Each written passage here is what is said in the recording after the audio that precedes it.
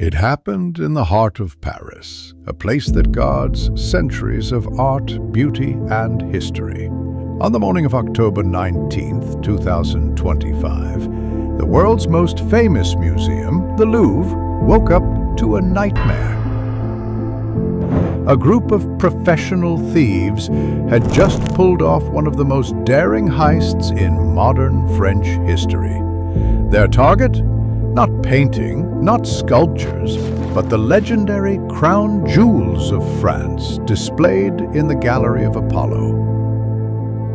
The Gallery of Apollo is no ordinary room. It's a glittering corridor filled with gold, mirrors, and centuries-old gems once worn by kings and queens.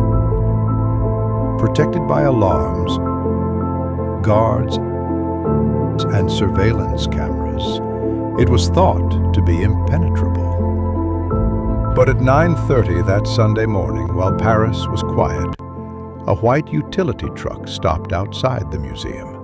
Inside, 3 men, disguised as maintenance workers, prepared for their move. Using a mechanical lift, the men raised themselves up to one of the museum's side balconies. Witnesses would later say they looked completely legitimate, wearing safety vests and carrying toolboxes. But inside those boxes were cutting tools, glass cutters, and signal jammers.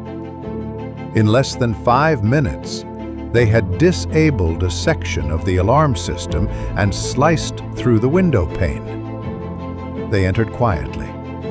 No noise, no panic. Like ghosts in daylight. Once inside, the thieves moved with military precision. They went straight to the crown jewel display cases, knowing exactly what to take. Among the stolen treasures were diamond brooches, ruby tiaras, and emerald necklaces once owned by Empress Eugenie. The estimated value? Over 88 million euros. Security footage shows their movements lasted just 7 minutes. By the time guards responded to the alarm reset, the men had already vanished. Outside, their driver was waiting, engine running. They loaded the jewels into the van, covered by construction debris, and drove off before police even arrived. Witnesses described the truck heading east toward the Périphérique, the highway circling Paris. Within 10 minutes, what? 10 minutes? Yeah. It disappeared from every traffic camera. Authorities believe a second vehicle was used for the transfer, somewhere outside the city. The whole operation was so perfectly timed, investigators now think the thieves had inside information. When museum staff realized what had happened, the Louvre went into lockdown. Hundreds of visitors were evacuated. Police and Interpol launched an immediate investigation, labeling it a Level 1 cultural emergency. The director of the Louvre, Laurence Descartes, called it a terrible failure of security, and even offered her resignation. She later told the press, "We believed the jewels of France were safe. We were wrong." The system is clearly very inadequate and does not cover all of the Louvre's facades, and unfortunately, on the side of the Apollo Gallery, the only camera installed is directed westward and therefore did not cover the balcony involved in the break-in. Within 24 hours, Interpol added the stolen jewels to its stolen works of art database. French police analyzed the few fingerprints left on the glass and recovered traces of industrial glass cutter residue.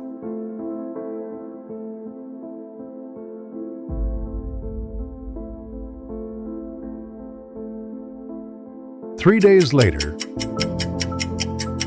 one of the stolen crowns was found abandoned near the Seine River. Damaged, but real. Experts say the thieves may have panicked, realizing how hard it would be to sell such famous artifacts. Unlike money or gold, crown jewels are unsellable. too unique, too recognizable. Investigators are now exploring multiple theories.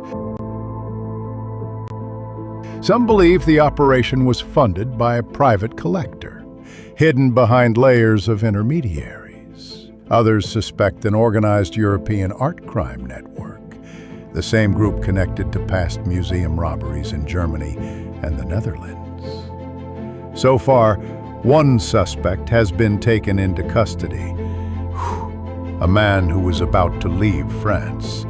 He was identified through DNA traces and fingerprints found near the river on the morning of the third day after robbery. The Louvre has since tightened its security, adding new motion sensors, glass reinforcements, and surveillance drones.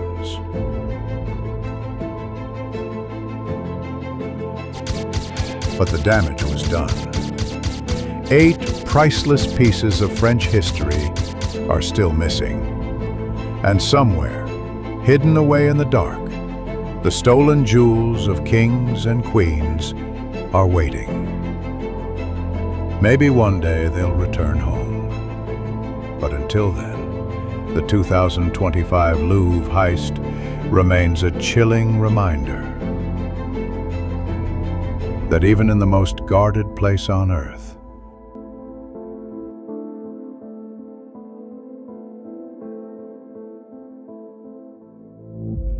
beauty can still be stolen.